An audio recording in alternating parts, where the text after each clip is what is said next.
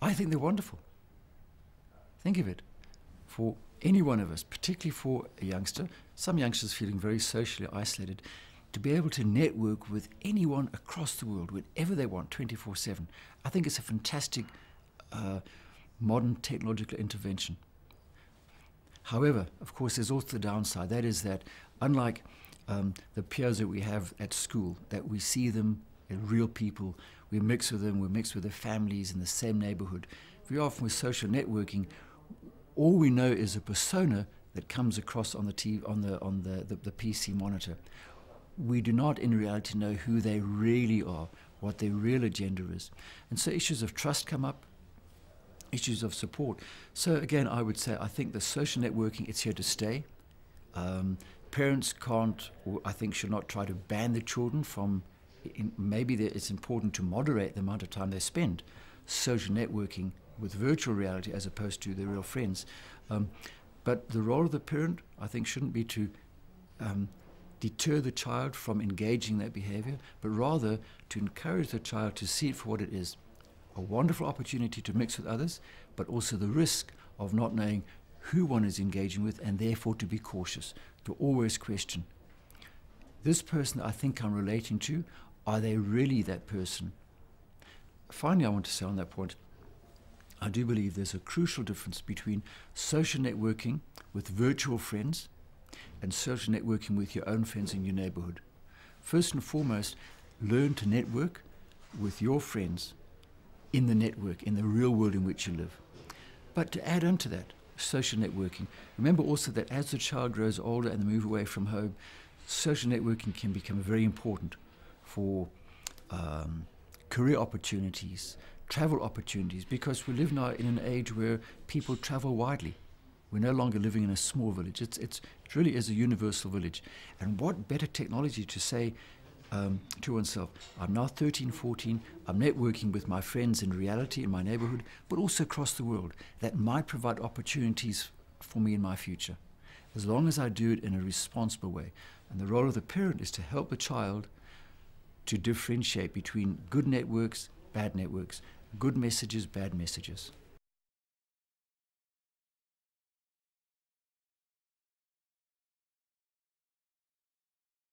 A change in behavior, a fairly relatively rapid and extreme change in behavior, coupled with falling school grades, and also the child now becoming secretive, less inclined to discuss issues with parents. The parents should then begin to monitor more closely the child's behavior, not to become alarmist, and not to become a concern that the child is now engaging in underage drinking, but start to monitor the situation. And based on their discoveries, then hopefully, if they have been providing for the child a supportive, warm, loving environment, once again to open up discussions, to ask the child, what has happened such that you are now engaging in those behaviors? What has happened to your old friends? Why are you now mixing with new friends?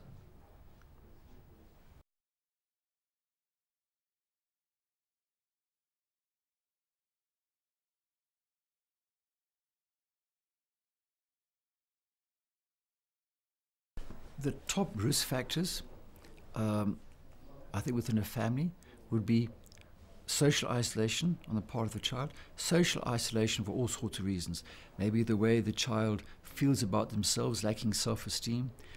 Very often, a child goes through a period where they feel their hair is too greasy, maybe a pimply face, and they no longer mix with their friends.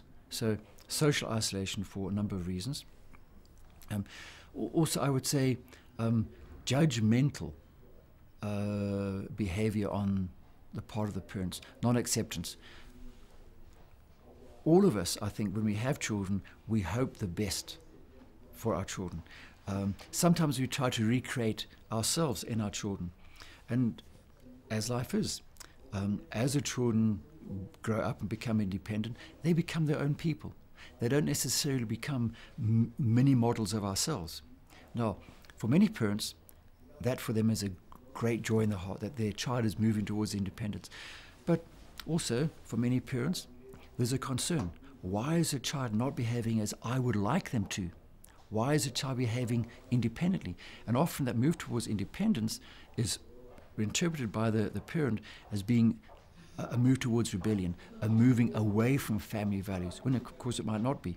And so what happens? The parent then perhaps becomes overly judgmental.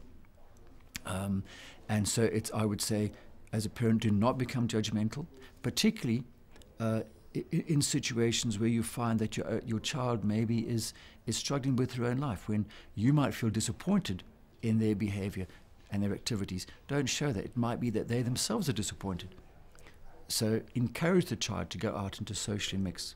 Where there's a dysfunctional family, it's very difficult, I think, for those parents, the best will in the world, to really give adequate guidance to the child, because what the child is living on a day-to-day basis is a family riddled with conflict, maybe either marital difficulties or partnership difficulties, which takes up so much energy of the parents.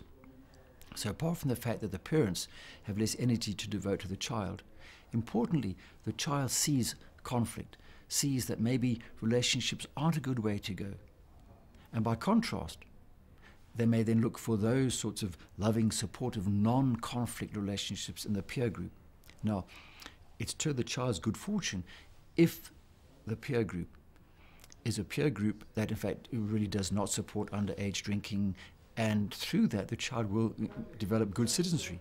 But so very often the child looks for peers that are anything but the family, and they kind of then look for, let's say, negatively behaving peer groups, deviant peer groups, and that in itself then sends the child, or let's say facilitates the child's spiraling into all sorts of antisocial activities, underage drinking just being one of those, as well as drug taking. So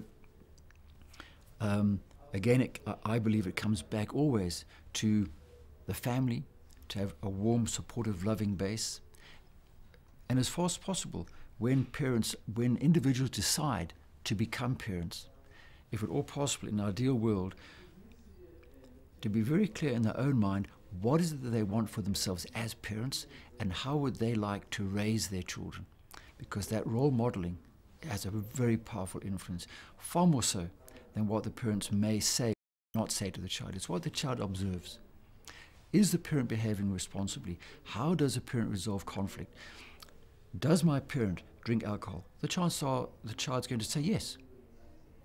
But the real question is, does my parent drink alcohol in a responsible way? Is it kind of in a social way? Or do they only drink alcohol when they're angry, when they're frustrated? Do they use alcohol to release stress and then run around the house beating people up, being aggressive? So again, role modeling is very important. And to a large extent, 95% of the families out there are going to be so-called normal average families, normal average children. But there will be those dysfunctional families.